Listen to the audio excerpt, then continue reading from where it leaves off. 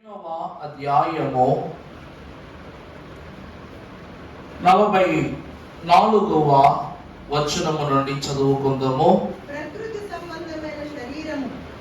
ప్రకృతి సంబంధమైన శరీరముగా విత్తబడి ఆత్మ సంబంధమైన శరీరముగా లేపబడదు. ప్రకృతి సంబంధమైన శరీరము ఉన్నది కనుక ఆత్మ సంబంధమైన శరీరము కూడా ఉన్నది. ఇందు విషయమై ఆదాము మొదటి మనుష్యుడు జీవించు ప్రాణి ఆయను అని వ్రాయబడి ఉన్నది. అలాగుననే కడపటి ఆదాము జీవింప చేయు ఆత్మ ఆయనని ఆయను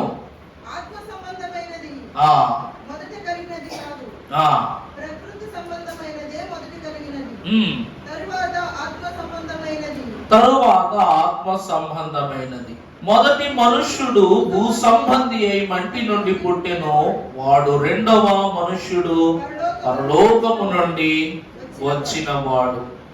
ప్రభువునందు దేవుని ప్రియమిటలారా, చిన్ని ప్రార్థనతో మన అమూల్యమైన సమయమును అత్యాధునిక పరిశుద్ధ లేఖన భాగమును దైవ సాన్నిధ్యంలో ధ్యానించుకుందాం. దయా ప్రపూర్ణుడును ధరణి గర్భంటలీకృత శిలువ సింహాసనాసీనుడై పరలోక భూలోక సంఘములను త్వరలో రాకడలో ఐక్యపరచనయ్యున్న మా ప్రియ పరలోకపు తండ్రి, నీ క్రమము పరిశుద్ధము, నీ తలంపు పరిశుద్ధము, నీ స్వరము పరిశుద్ధము, నీ విచ్చు వరము పరిశుద్ధము, నీ జనమైన మేము పరిశుద్ధము, నీ తరములో ఉన్న మీ మెల్లరము పరిశుద్ధులము కనుక పరిశుద్ధ సమూహమైన మాకు, పరిశుద్ధ జనమయ్యున్న మాకు నీ విడనయ్యున్న ఈ పరిశుద్ధ గ్రంథములోని అమూల్య వాక్కులను ఏ రీతిగా మేము విననయ్యుండవలెనో అట్టి చెవులను మీరు మాకు అనుగ్రహించండి తండ్రి.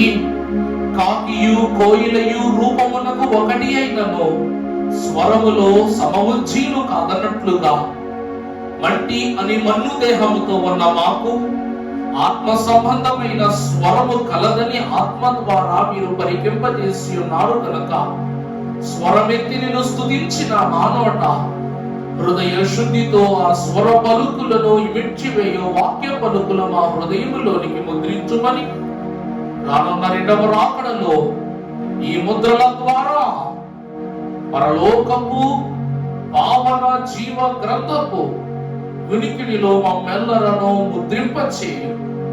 జీవాహార పోషకుడైన యేసు నామాన వేడుకొనుచున్నాము తండ్రి, ఆమేన్.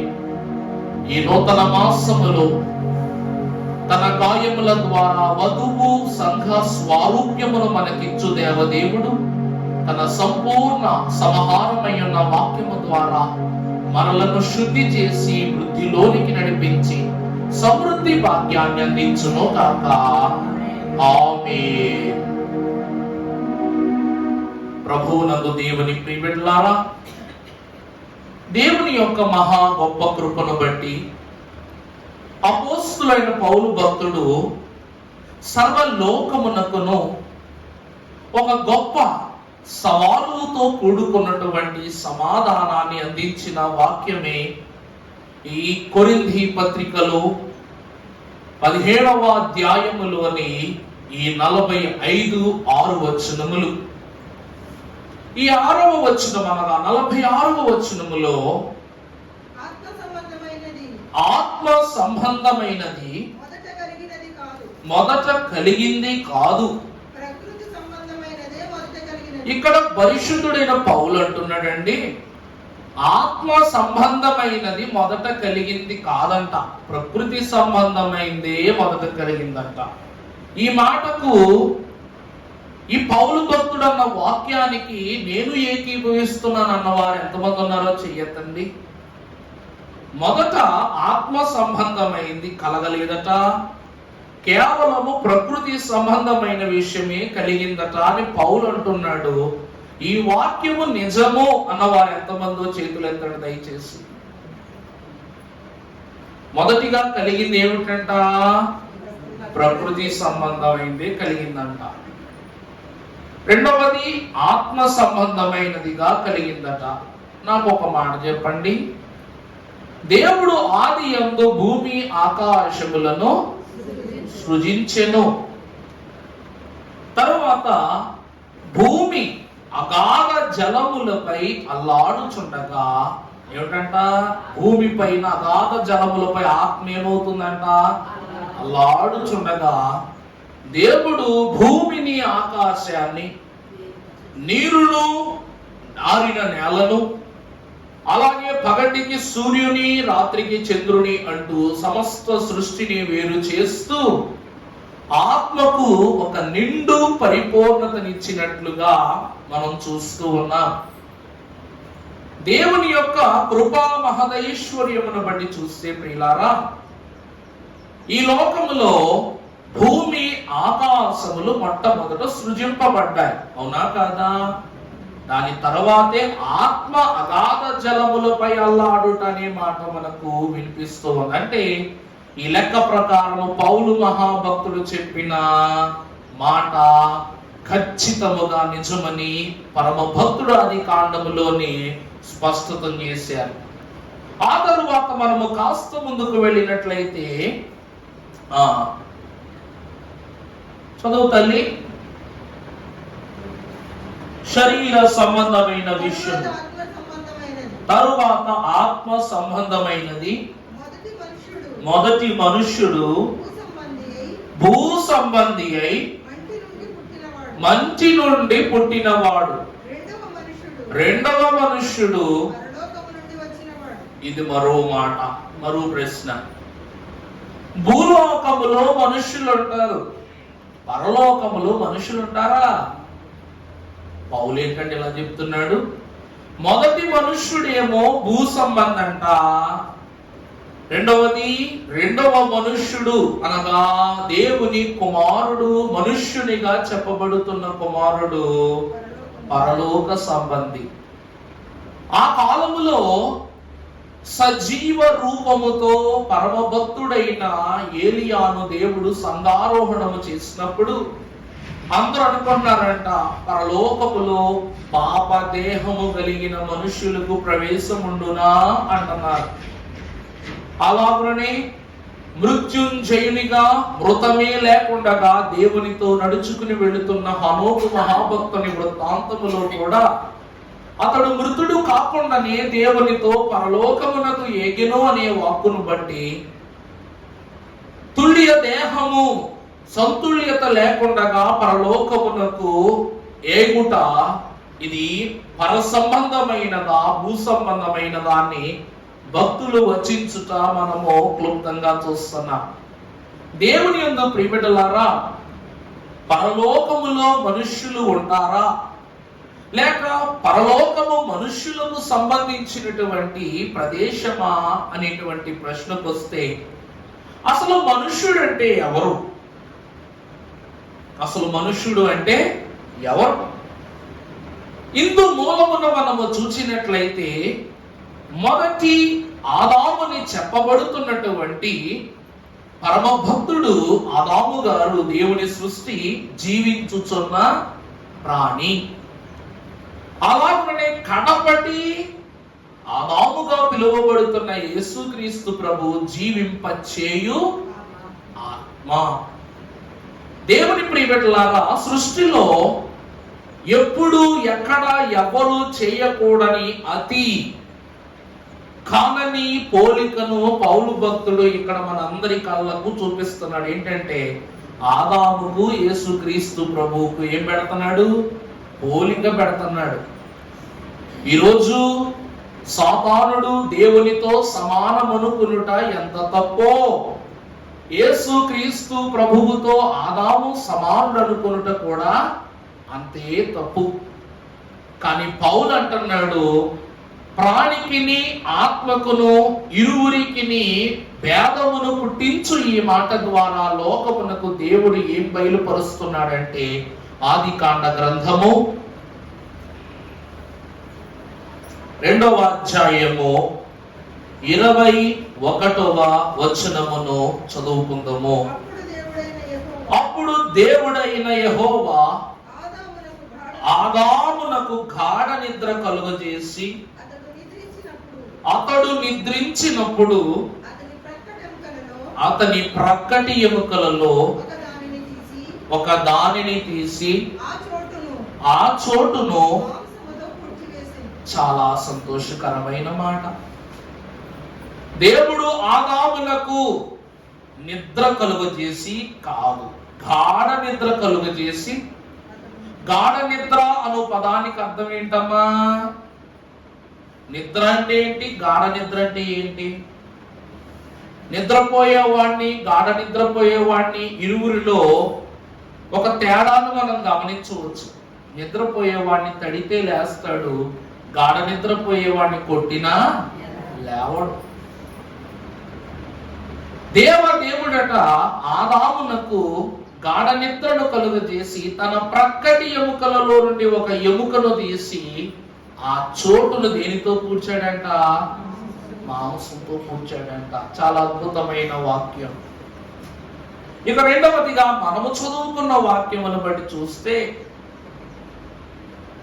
రెండవ ప్రాణిగా పిలువబడుతున్న యేసుక్రీస్తు ప్రభువును బట్టి పరమభక్తుడు సెలవిస్తున్న ఒక సత్యాన్ని మనం చదువుకుందాం. యెషయా గ్రంథము 53వ అధ్యాయము 5వ వచనము చదువుదమ్మా.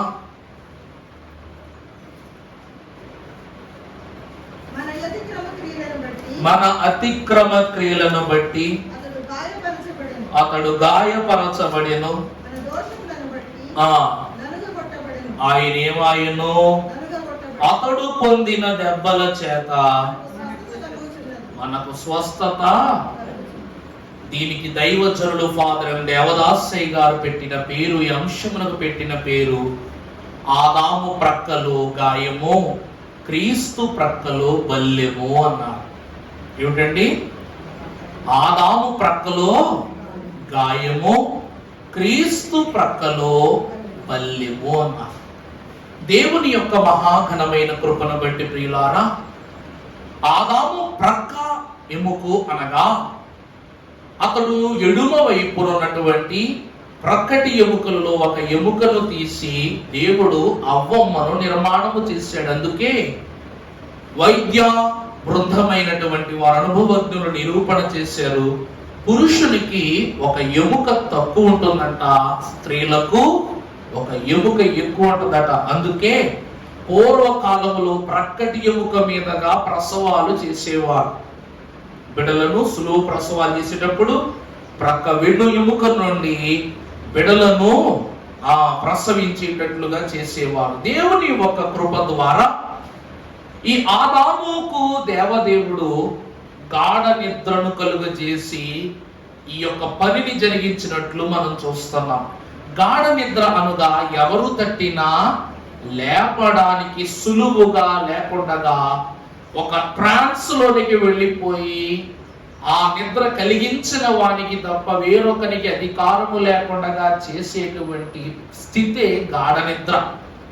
ఈ నిద్ర దేవుడే కలిగించెను కనుక దేవుడు తప్ప మరొకరు ఆదామును లేపటానికి ఏం గారు సాధ్యము కాని వారై ఉన్నారు.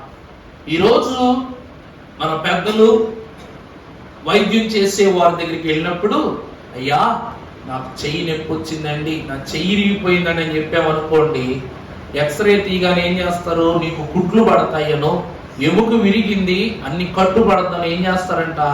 మొదట మత్తు మంది ఇస్తారా? ఎవరా? ఆ మత్తు మంది ఇవ్వగానే మనం ఏమైపోతాం? ఈ చేతిని సుత్తితో కొట్టినా కూడా చలనం ఉండదు.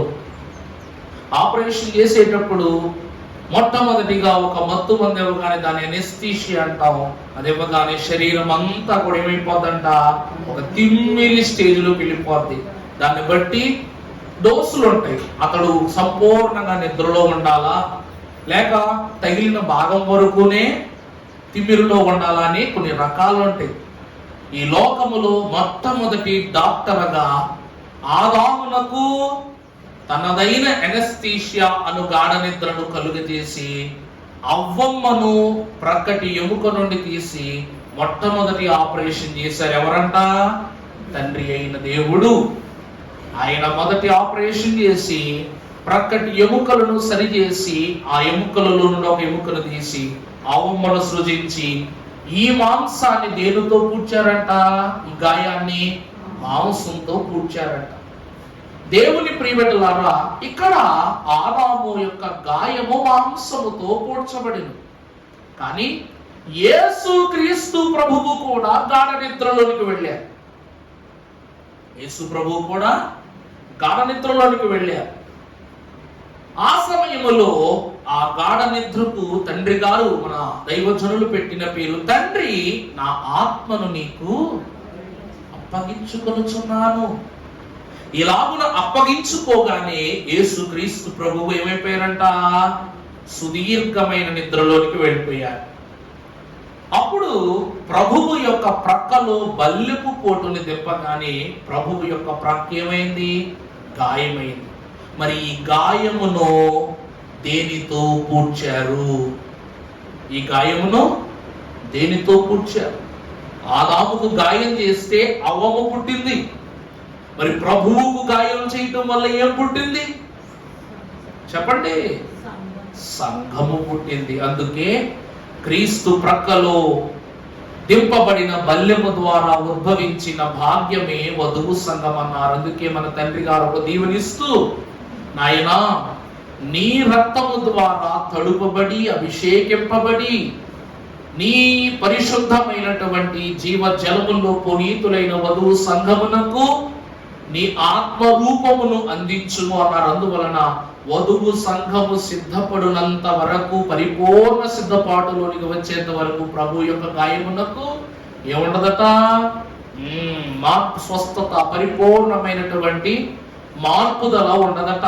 అందుకే యేసుక్రీస్తు ప్రభువు పునరుద్ధానుడైన తరువాత, మహిమ దేహం పొందుకున్న తరువాత కూడా ప్రభువును గమనించలేకపోవటం వలన, గుర్తించలేకపోవటం వలన తోమా ఇదిగో నా గాయములు అనగానే ప్రభువు యొక్క గాయములలో వేళ్లను పెట్టి నిర్ధారణ చేసుకున్నారు.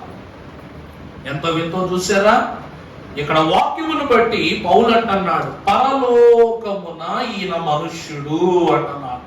ప్రభువు పరలోకమునకు వెళ్ళినది ఆత్మదేహముతోనే కానీ ఆత్మదేహములో మనుష్య తలంపులు కలిగిన గాయముల యొక్క పచ్చిదనము ఇంకనూ అలాగునే ఉన్నదని వాక్యము తెలియజేస్తూ ఉంది. పరిశుద్ధ గ్రంథములో మనము చదువుకున్నట్లయితే 53వ అధ్యాయం యెషయా గ్రంథం 8వ వచనము చదువమ్మా. అన్యాయపు తీర్పును పొందినవాడై అతడు కొనిపోబడెను, అతని జనుల యొక్క అతిక్రమములను బట్టి మొత్తబడెను కదా. సజీవుల భూమిలో నుండి అతడు కొట్టివేయబడెను, అయినను అతను తరము వారిలో ఈ సంగతి ఆలోచించిన వారెవరు? ప్రభువునందు దేవుని ప్రియబిడ్డలారా, అతడు మరణమైనప్పుడు భక్తిహీనులతో అతనికి సమాధి నియమింపబడెను. ప్రభువు యొక్క వాక్యమును మనము చూసినట్లయితే ఆదాము యొక్క మరణ యొక్క ఛాయను మనము గమనిస్తే, ఆదాము యొక్క మరణము తండ్రి చిత్తములో జరిగిందట. అందువలన ఆదాము మహాభక్తుని దేహమునకు మాత్రమే గాయమైంది. కానీ ఇక్కడ క్రీస్తు యొక్క ఆత్మ అప్పగింపబడిన తరువాత క్రీస్తు దేహమునకు గాయమైనది కనుక దైవజనులు దేవదాసయ్య గారు అన్నారు, ఆ సమయములో ప్రభు ఆత్మను మాత్రమే తండ్రికి అప్పగించడానికి కారణం, దేహాన్ని అప్పగించకుండా ఉంచడానికి గల కారణం ఏమిటంటే, శరీరములో ఆత్మ సిద్ధమే కానీ శరీరము మాత్రము ఇంకా బలహీనంగానే ఉంది. అందుకే దేవుని యొక్క వాక్కును మనము చూస్తే ప్రియులారా, ఆత్మ సిద్ధంగానే ఉందా కానీ శరీరం ఎలా ఉందంట? దేవుని వాక్యాన్ని బట్టి మనం చూస్తే క్రీస్తు సంఘములకు శిరస్సై ఉన్నారు. శరీరం అంతయు ఏమై ఉన్నామంట? ఆయన మనకు శిరస్సు. మరి మిగిలిన భాగం అంతా ఎవరు? సంఘము. ఇప్పుడు ఎవరు బలహీనంగా ఉన్నారని వాక్యం చెప్తుంది? సంఘము బలహీనముగా ఉన్నదని చెప్తూ ఉంది. అందుకే ఆదాము ఎముకలలో నుండి తీయబడిన అవ్వమ్మ బలంగా ఉందా, బలహీనంగా ఉందా? చెప్పండి. బలంగా ఉంది. ఎందుకంటే ఆదాము పాపమంటని పురుషుడు. పాపమంటని పురుషునిలో నుండి తీయబడినటువంటి ఈ తల్లి కూడా పరిశుద్ధురాలి మనసులోనే ఉంది. కానీ క్రీస్తు ప్రభువు అను పరిశుద్ధమైన దేవుని గొర్రెపిల్ల దేహము మీద కనబడుచున్న ప్రతి గాయము కూడా ఈ లోకములో ఉన్న ప్రతి అనుకూలమైన ప్రతికూలమైన స్థితులను లోకానికి చూపించేస్తుంది. కొంతమంది అంటున్నారు, యేసు నిన్ను కొట్టిన వాడెవడో చెప్పు, నిన్ను తిట్టిన వాడెవడో చెప్పు, నీకు సిలువ వేసిన వాడెవడో చెప్పు, నిన్ను హింసించిన వాడెవడో చెప్పు. మరి మరొకడు అంటాడు, నీ కట్లను నువ్వు విప్పుకొని మా కట్లను విప్పు, మనం అందరం కలిసి ఇక్కడ నుండి వెళ్ళిపోదామంటాడు మరొకడు.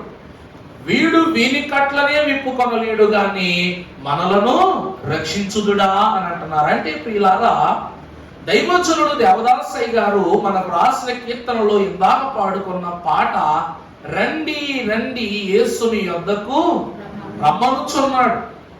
ఎందుకు రమ్మనుచున్నాడంటే, ప్రయాసపడి భారము మోయుచున్న వారలారా ప్రభుని చెంతకు పరుగిడి వేగమే రండి అంటున్నారు. కానీ ఇక్కడ ప్రజలందరూ కూడా వారి భారములు దించుకున్నటకు రాలేదు. భారములు ప్రభువు మీద మోపి ప్రభువును వేధించి మరింత పాప భారాన్ని వారిపై మూటగట్టుకోవడానికి ఆ స్థలమునకు వచ్చారు. అందువలన దేవుని ప్రియబిడ్డలారా, సిలువ గుంపులు అనేటువంటి వరసను మనము వాక్యములో చూడవచ్చు. మొదటి గుంపు వేదనల గుంపు, రెండవ గుంపు హింసించిన గుంపు, మూడవది శిష్యుల గుంపు, నాలుగవదిగా యేసు క్రీస్తు ప్రభువును ఆయన యొక్క రోదనను గమనించి ఆయన సిలువ భారం ఎత్తుకొనుటకు సిద్ధపడిన సీమోను యొక్క ఆత్మ సహవాసమును గుంపు, ఆ ముందు సైనికుల గుంపు, ఆ ముందుకు వెళ్ళగానే మగ్దలేని మరియయు తల్లి అయిన మరియయు వారి యొక్క గుంపు, చివరిగా దేవుని ఎదుట ప్రణమిల్లి అంగలార్చుచున్న యెరూషలేము కుమార్తెల యొక్క గుంపు. దేవుని ప్రియబిడ్డలారా, ప్రతి గుంపు వెనుక ఒక కారణం ఉంది. కానీ ఇన్ని గుంపులు దేవుని యొద్దకు వచ్చాయి, కానీ ఒక గుంపు మాత్రము దేవుని యొద్దకు రాలేదట. ఎవరు అంటే, వధువు సంఘపు గుంపు మాత్రము దేవుని సముఖమునకు రాలేదట. అందుకే దేవుడు తన ఆత్మను అప్పగించుకుని శరీరమును ఇక్కడ విడనాడాడు. ఈరోజు మనము చూస్తే 12వ వచనములోనికి మనము వెళ్ళి కోస్త గమనించినట్లయితే, కావున గొప్పవారితో నేనతనికి పాలు పంచి పెట్టదను, ఘనులతో కలిసి అతడు పరుల కొల్ల సొమ్ము విభాగించుకొనును. ఏలయనగా మరణము నొందునట్లు అతడు తన ప్రాణమును ధారపోసెను, అతి క్రమము చేయు వారిలో ఎంచబడిన వాడయను.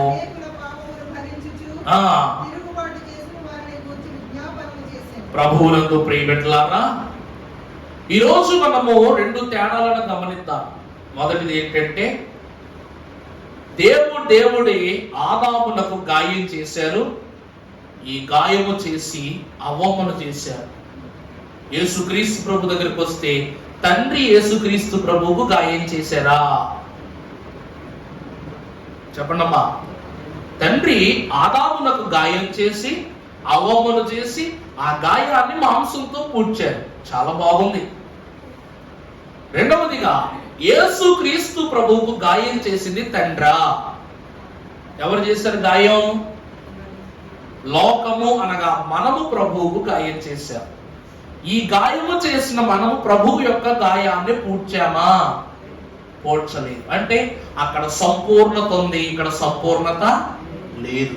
మొదటిది, ప్రభువు ఆదాము యొక్క దేహానికి గాఢ నిద్రనిచ్చారా, ఆత్మకు గాఢ నిద్రనిచ్చారా? చెప్పండి. ఆదాముకు దేవుడు శరీరానికి గాఢ నిద్రనిచ్చారా, ఆత్మకు గాఢ నిద్రనిచ్చారా అన్న? శరీరానికే గాఢ నిద్ర ఇచ్చారు. అది తండ్రి ఇచ్చిన గాఢ నిద్ర. కానీ ఇక్కడ కుమారుడు తనకు తానుగానే తండ్రికి, తండ్రి నా ఆత్మను నీకు అప్పగించుచున్నానని ఆత్మనిచ్చి శరీరానికి ఏం పొందించారంట? పరిపూర్ణమైన గాఢ నిద్ర. అనగా అక్కడ తాత్కాలికమైన గాఢ నిద్రను తండ్రిస్తే, ఇక్కడ సంపూర్ణమైన గాఢ నిద్రలోనికి యేసుక్రీస్తు ప్రభువారు వెళ్ళారు. ఇక మూడవది మనము చూసినప్పుడు, ఆదాము యొక్క గాయము మాంసముతో పోడ్చబడింది, క్రీస్తు గాయము మాంసముతో పోడ్చబడలేదు. ఇప్పుడు మీకు ఒక ప్రశ్న, ఆదాము యొక్క గాయానికి పూడ్చిన మాంసము ఎక్కడ నుండి తండ్రి తీసుకొచ్చారు? ఇది నా ప్రశ్న. ఆదాముకు దేవుడు గాయం చేశారు, బాగానుంది. ఈ గాయాన్ని మాంసంతో ప్రత్యేకంగా దేవుడు వాక్యం అంటుంది, ఆ గాయాన్ని దేవుడు మార్పివేసిన నుంటే వేరేలా ఉండదు, కానీ ప్రత్యేకంగా మాంసముతో పూడ్చును అనే పదాన్ని వాడారు. మరి ఈ మాంసము ఎక్కడి నుండి తీయబడినది? అవండి,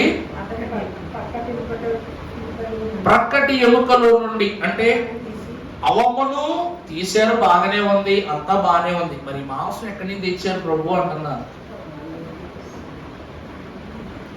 మీరు అన్నారు కదా ఇందాక, మొదట ఈ లోకములో ప్రకృతి సంబంధమైనదే ఉన్నది అని, ఆత్మ సంబంధమైనదే తర్వాతని.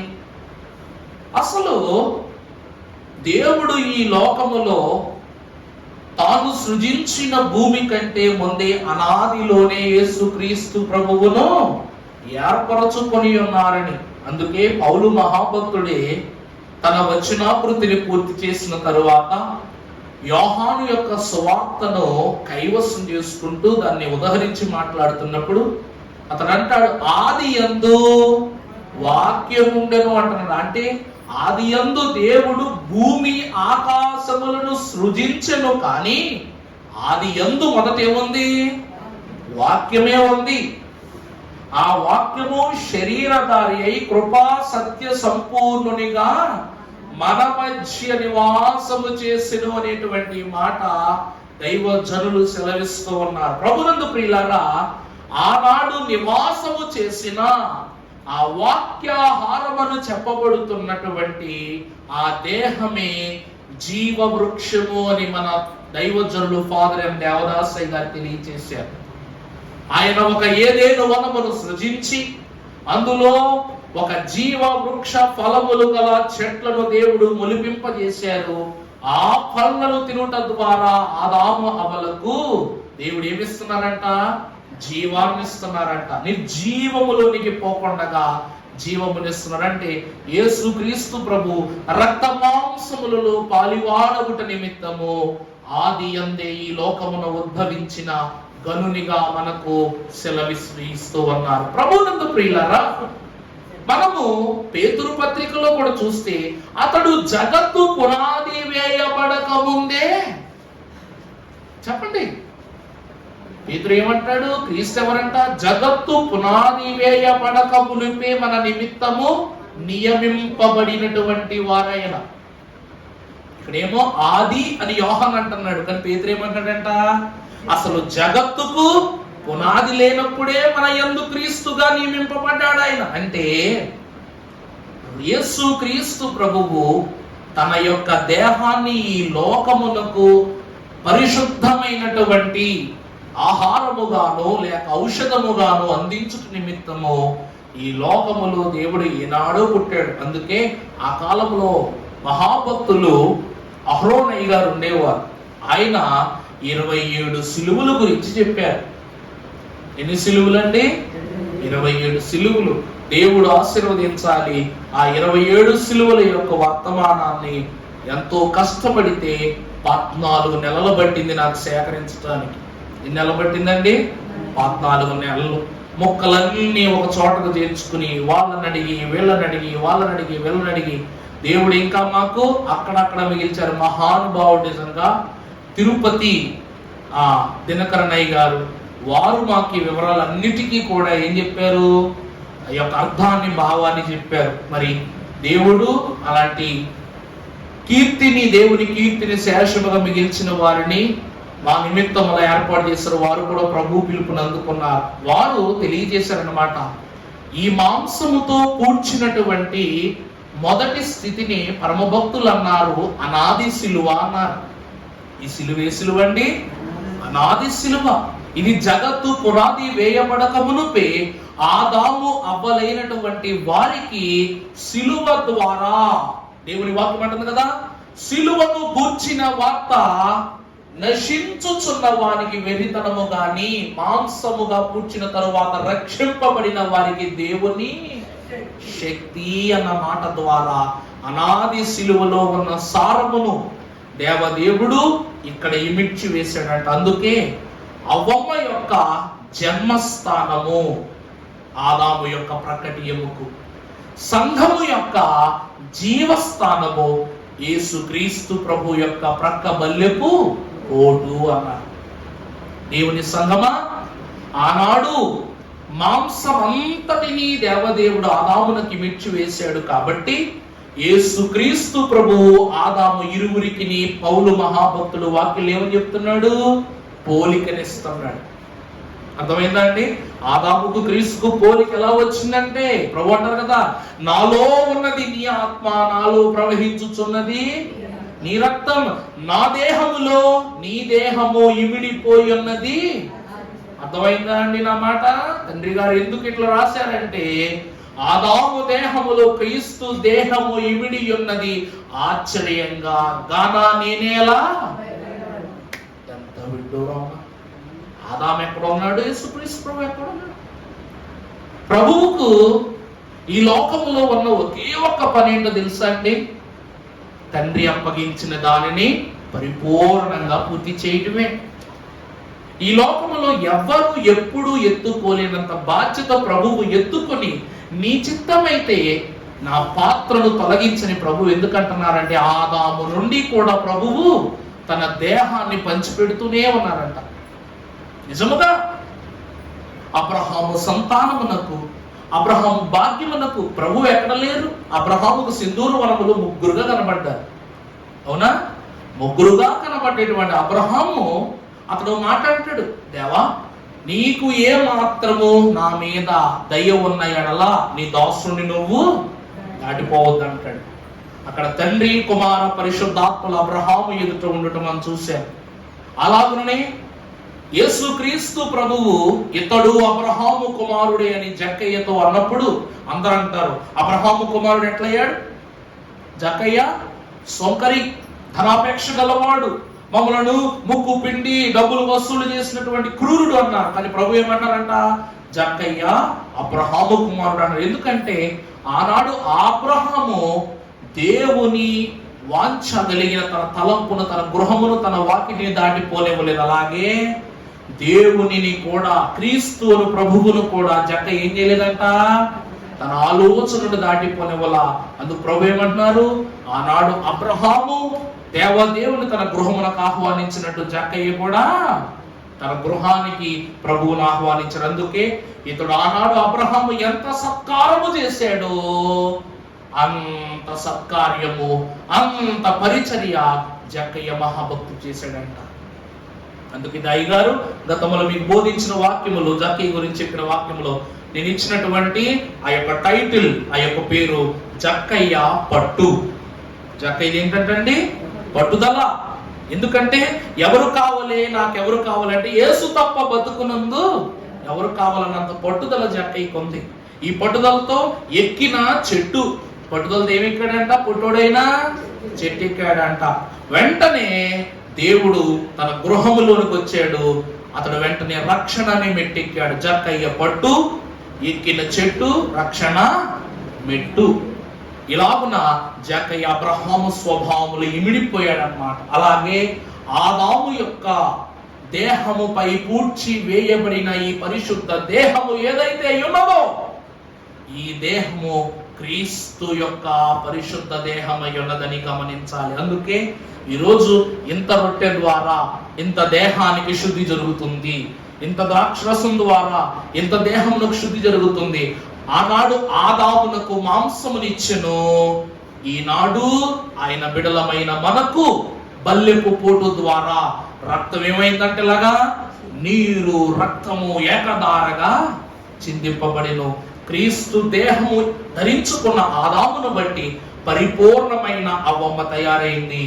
అలాగుననే క్రొత్త నిబంధనలో బల్లెపు పోటు ద్వారా నీరు రక్తము ఏకమై ఏకధారగా ప్రవహింపబడిన దేవుని యొక్క సారములో నుండి పరిపూర్ణ సంఘము సిద్ధపడుతూ ఉంది.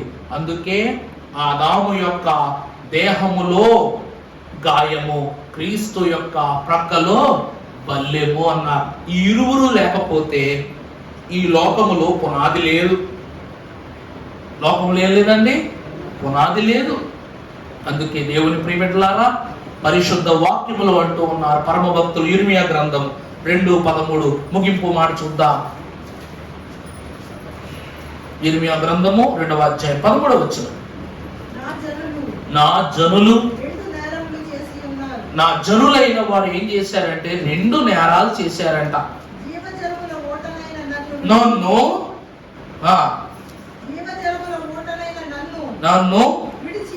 విడిచి ఉన్నారు, తమ కొరకు తొట్లను అనగా బద్దలై నీళ్లు నిలువని తొట్లను తొలగించుకొని ఉన్నారు.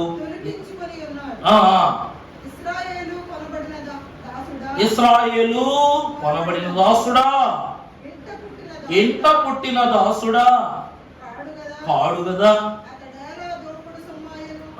చూసారా, ప్రభువు మనకు ఈ వాక్యానుభవాన్ని బట్టి ఇస్తున్న ప్రశ్న, నా ప్రజలు అంటే నా బిడ్డలు ఒక నేరాన్ని చేశారు. ఏంటంటే జీవ జలముల ఓటనై ఉన్న నన్ను విడిచిపెట్టేశారు. నిజమా కాదా? యేసుక్రీస్తు ప్రభువు దేహము ఆదాములో ఉంది. ఉన్నప్పుడు క్రీస్తు ఆదాములో పనిచేస్తున్నట్లే కదా. పనిచేస్తున్నప్పటికీ అవ్వమ్మ ఆ ఫలాన్ని తిని ఆదాము దగ్గరికి పట్టుకొచ్చినప్పుడు ఆదాము ఏమన్నాలే, అవ్వమ్మ నువ్వు తప్పు చేసావు, నీకు తెలియక తప్పు చేసావు, కానీ తండ్రి ఎదుట ఒప్పుకోవాలి అని చెప్పాలా వద్దా? మనలో క్రీస్తు పనిచేస్తున్నప్పుడు ఎదుటి వారు పాపము చేశారనుకోండి, మనం ఏమని చెప్పాలి? ఇది తప్పు, ఇది దేవుని యందు స్థిరము కాని సంగతి కనుక దేవుడు క్షమించనేరని చెప్పాలి. కానీ ఆదాము ఏం చేశాడంట, అవ్వమ్మ చేసిన దాన్ని బట్టి ఆమెను విడనాడుట ఇష్టము లేక ఆమె ఫలమును తిని ఇరువురు కూడా దేవుని యొక్క ఆశీర్వాదం నుంచి వెళ్ళిపోయారు. అంత మాత్రాన క్రీస్తు యొక్క ఆశీర్వాదము తనను విడిచిపెట్టి వెళ్ళిపోయింది అని నేను చెప్పటంలా. తండ్రి చేయి విడవని వారే, కుమారుడు చేయి విడవని వారే, పరిశుద్ధాత్ముడు చేయి విడవని వారే. అందుకే ఈ లోకములో మనుషులు విడిచిపెట్టిన దానిని యెహోవా చేత పట్టుకొనును, లోకము నుండి త్యజించిన యెహోవా, సృజించిన యెహోవా నిన్ను హత్తుకొనును, ముదిమి వచ్చు వరకు ఎత్తుకొని వాడను నేనని సెలవిచ్చారు ప్రభు. దేవుడు ఏదేనులో నుండి వెళ్ళిపోమన్నారు తప్ప ఆయన కౌగిట్లోంచి వెళ్ళిపోమనలా, ఆయన చెయ్యి దాటి వెళ్ళిపోమనలా, ఆయన ప్రేమలో నుంచి బయటికి పోమనలా. దేవుడు విడిచిపెట్టని దేవుడు. ఈరోజు మనం ఉంటాం, ఎంత గొప్ప స్థితిలో మనము జీవించినప్పటికీ కూడా మన ఆస్తి కోట్ల రూపాయల ఆస్తుంది అనుకోండి, సూటు బూట్ వేసుకుని తిరుగుతాం. మధ్య తరగతిలోకి వస్తే టక్కు చేసుకుని ప్యాంటు షర్ట్ వేసుకుంటాం. ఇంకా దిగుములని చేర్చబడితే చిన్న నిక్కలు పైన షర్ట్ వేసుకుంటాం.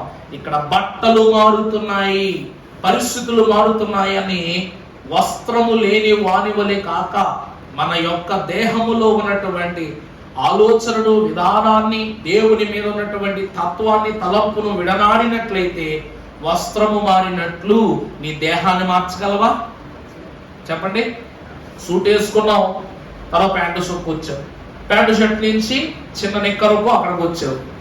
ఇలా ఇవన్నీ మారిపోయినాయి కదా అని చెప్పేసి నాకు ఈ ఒళ్ళొద్దు, నాకు ఈ చర్మం వద్దు, నాకు ఈ జీవితం వద్దు అని అనుకోగలుగుతున్నావా?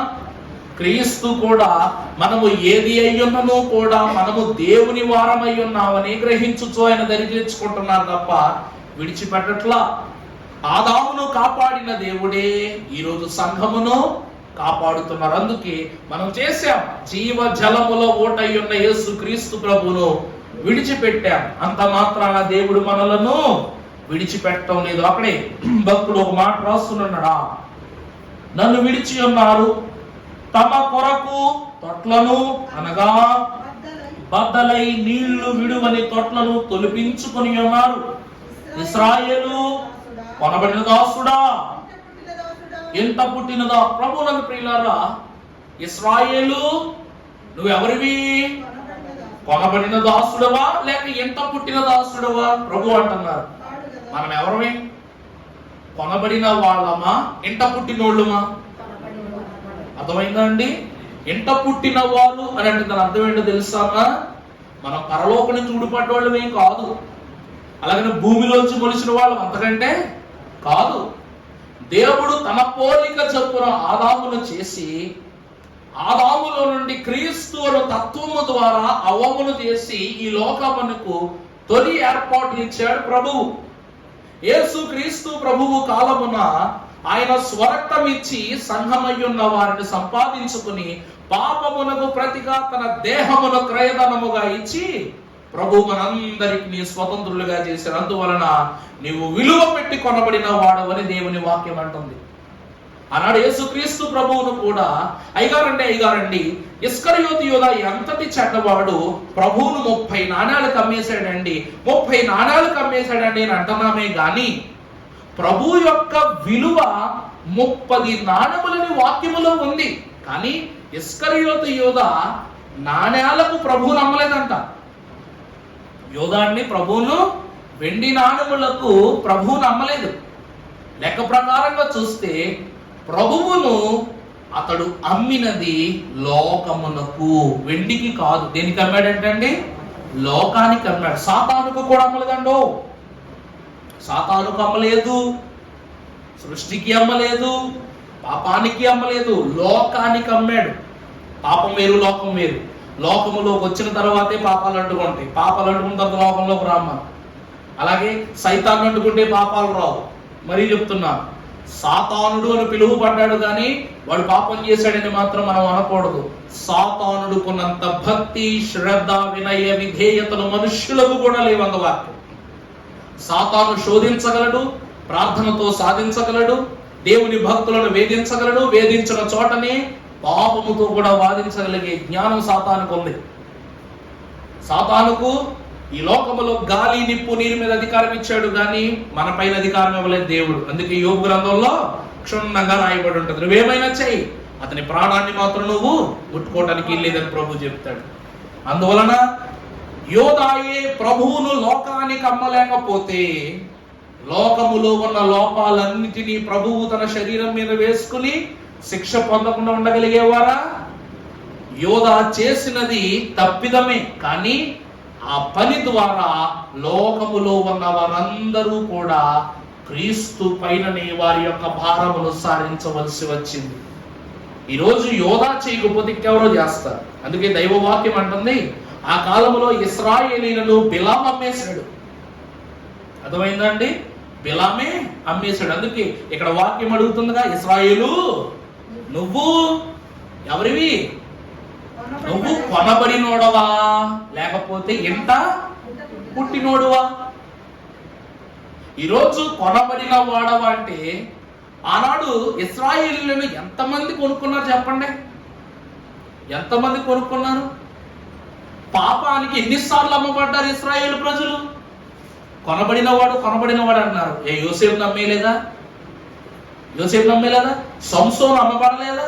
ఏమండి, సంసోను ఒక స్త్రీని బట్టి పాపంలోకి వెళ్ళిపోయి అమ్మబడిపోయాడు కదా. దేవుడు తన రహస్యాన్ని ఇక్కడ దాచిపెట్టాడు. ఎంత గుడ్డుగా ఉండవలసిన సంసోను 1000 మంది ఫిలిస్తీన్లను కూడా చంపగలిగే సమర్థుడు. ఒక స్త్రీ ఎదుడు తన యొక్క దోషాన్ని అనగా తనలో ఉన్న బలాన్ని చెప్పేశాడు, అంతే అమ్మేసుకున్నాడు. తాను అమ్మేసుకున్నాడు, ఎలా పట్టేసుకున్నాడు అంతే, వెళ్ళిపోయి స్త్రీ దగ్గర నిలబడి అయిపోయింది. బిలాము చూడండి, ఇశ్రాయేలు ప్రజలందరినీ కూడా వాళ్ళు పాపం చేస్తే దేవుడే చంపేస్తాడు. బిలాము దగ్గరికి వచ్చి అంటాడు, నువ్వు ఇశ్రాయేలు ప్రజలను హతమార్చే ఒక మంచి సలహా చెప్పు, నీకు అంత రాజ్యం రాసిచ్చేస్తాను అంటాడు. అబ్బెబ్బే, నువ్వు జీవితకాలం కష్టపడిన ఇశ్రాయేలీయుల యొక్క ఉనికిని కూడా నువ్వు ముట్టుకోలేవు అంటాడు. బిలాము అంటే బిలాముకు బాగా తెలుసు దేవుడు ఎంత గొప్పవాడు, దేవుడు ఎంత పరిశుద్ధుడు, ఆయన శౌర్యము గలవాడు, అసమాన్యుడు బిలాముకు బాగా తెలుసు. కానీ నువ్వు వాళ్ళనేమీ చేయలేవు, కానీ దేవుడు వాళ్ళని ఏమైనా చేయొచ్చు కదా. ఈరోజు పలానా వాళ్ళ పిల్లోడు జోలికి వెళ్ళామంటే ఊరుకోరు, ఎవ్వరూ ఊరుకోరు. కానీ ఆ పిల్లోడు తప్పు చేస్తే ఇంట్లో ఊళ్ళు ఊరుకుంటారా? తోడు తీసేస్తారు. అందుకే మనం ఏమీ చెయ్యొద్దు, కానీ తప్పు చేసేలా చేద్దాం. అప్పుడు ఆ దేవుడే వాళ్ళని ఏం చేస్తాడు? దహించేస్తాడని చెప్పి చెడు ఆలోచన చెప్పాడు. అంటే ఇశ్రాయేలీలను చెడు కమ్మేసాడట బిలాము. అందుకే ఆనాడు ఏ గాడిదైతే దేవుని ఖడ్గాన్ని చూసి బిలామును విడిచిపెట్టి దేవుని పక్షంలోకి వచ్చిందో, ఆ గాడిదని, ఆ యొక్క మనస్తత్వాన్ని, ఆ దీన స్వభావాన్ని యేసుక్రీస్తు ప్రభు యెరూషలేమునకు వెళుతున్నప్పుడు ఆ గార్ధమాన్ని తీసుకురండి, ఆ స్వభావతత్వాన్ని తీసుకొచ్చాడు. పాత నిబంధనలో చూపించబడనిది ఏది కూడా క్రొత్త నిబంధనలో నెరవేర్పులోనికి రాదమ్మా.